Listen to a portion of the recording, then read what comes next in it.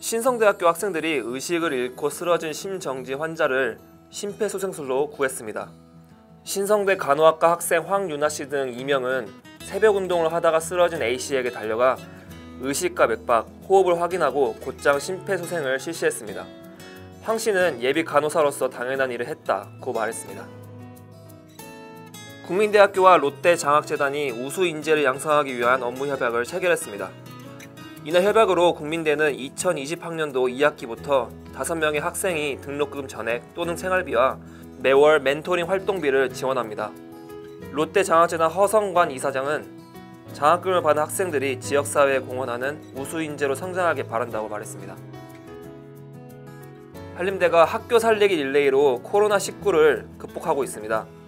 한림대에서는 지난 8월 24일 코로나19 특별 장학금 지급을 공지한 후 교내 교모위원, 데이터과학융합스쿨과 사회학과 교수들이 발전기금 기부 약정에 참여했습니다. 현재까지 모인 금액이 3,700만 원입니다. 코로나19로 교육부가 각 대학들의 등록금 반환을 권고했지만 수도권 대학의 30%는 반환 계획이 없는 것으로 나타났습니다. 대학 측에서는 2010년부터 시행된 반값 등록금 정책으로 재정 결손이 심각한 상황인데다 대학의 재정 적자도 매년 증가 추세인 점을 들어 등록금 반환에 대해 난색을 표하고 있습니다. 한국교육개발원이 조사한 결과 우리나라 대학의 한 해 평균 재정 적자가 13억 원 수준인 것으로 나타났습니다. 개발원 보고서에 따르면 전문대학의 경우 2015년 427억 원 적자에서 2018년 1132억 원으로 4년제 대학은 2016년 138억 원에서 2018년 2676억 원으로 재정 결손액이 점점 증가했습니다. 대학 전체적으로는 2015년 260억 원에서 2018년 3808억 원으로 늘었습니다.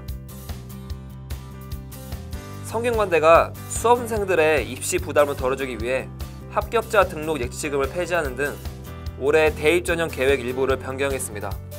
성균관대는 기존에 예치금으로 40만 원을 받아왔으나 올해부터는 이를 폐지하고 온라인 문서 등록으로 대체할 예정입니다.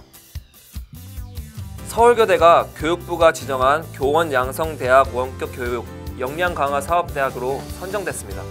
서울교대는 예비 교원들이 원격교육을 운영하는 데 필요한 지식과 경험을 쌓을 수 있는 환경을 제공할 계획입니다. 공주대학교가 교육부에서 정책융합전문대학원 신설 인가를 받았다고 밝혔습니다.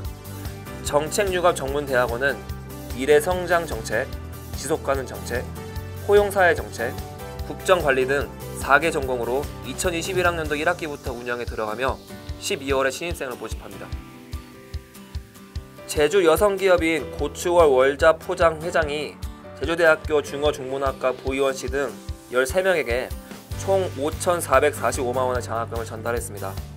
고 회장은 지난 2008년부터 지금까지 제주대 발전기금으로 총 12억 1천만 원을 지원해 후학 양성에 큰 도움을 주고 있습니다. 카이스트가 서울시 금융위원회와 함께 여의도에서 디지털 금융전문대학원 개관식을 열었습니다. 디지털 금융전문대학원은 디지털 금융 MBA와 디지털 금융 전문가 과정으로 구성됐으며 지난 8월 디지털 금융 전문가 과정과 9월 디지털 금융 MBA가 각각 개강했습니다. 경상대학교와 경남과학기술대학교가 대학통합 세부 협약서와 부속 합의서를 체결했습니다. 이번 협약은 향후 교육부 통합 승인 결정과 2021년 3월 통합대학 출범 운영을 위한 주요 사항을 구체적으로 명문화하기 위한 것입니다. 교육부가 대학 원격교육 운영에 대한 규제를 완화합니다. 교육부는 대학의 원격 수업 개설 상한제를 폐지하고 온라인을 통한 공동학위 운영을 허용할 예정입니다. 또 내년부터 신기술 혁신 공유 대학 지원 사업을 추진하고 2026년까지 신기술 분야에서 수준별 인재 10만 명을 양성할 계획입니다. 혜준대학교가 코로나19로 힘든 시기를 지내는 학생들을 위해 이벤트를 마련했습니다. 학생 식당에서 홍상마늘 돈가스와 참치마요 덮밥을 단돈 100원에 제공하고 이날 하루는 혜전대 총장과 부처장이 직접 배식했습니다. 동국대학교 여자 총동창회가 융성이 동국대 총장을 찾아 후배들을 위한 장학금 1,000만 원을 전달했습니다. 기부금은 동국대 여학생들을 위한 장학금으로 사용될 예정입니다. 한편 동국대학교 여자 총동창회는 2014년부터 7년째 매년 여자 총동창회 장학금을 기부해오고 있습니다. 김포대학교 보건행정과가 올해 11월에 있을 병원행정사, 건강보험사, 병영 코디네이터 자격증 취득을 위해 재학생들 대상으로 MS 팀즈를 활용한 온라인 자격증 대비반을 개설했다고 밝혔습니다. 자격시험 특강과 질의응답 등은 실시간으로 24시간 이뤄질 계획입니다.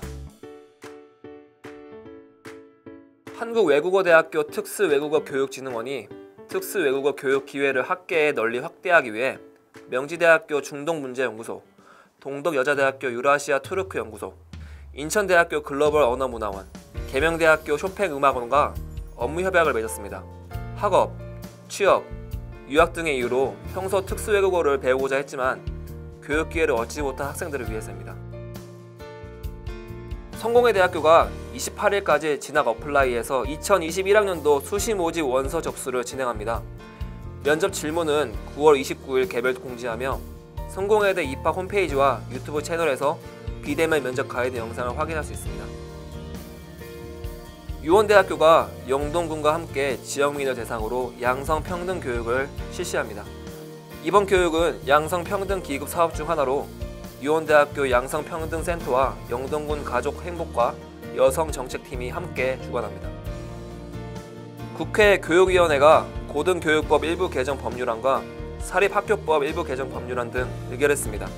이번 개정안에는 학교 시설의 이용 및 실험 실습 제한, 수업 시수 감소 등 대학의 학사 운영이 정상적으로 이루어지지 않았을 때 제3항에 따른 등록금을 면제, 감액할 수 있다는 조항이 포함됐습니다. 각 대학은 등록금 심의위원회를 통해 학생들과 논의한 뒤 환불 여부와 감액 규모를 정할 수 있습니다. 한국외국어대학교 모의국제연합이 산림청과 함께 신기후체제하 미래살림을 위한 국제적 거버넌스 마련을 의제로 제44차 모의 UN 총회를 개최합니다. 코로나19 확산을 예방하기 위해 이번 총회는 온라인으로 진행될 예정입니다.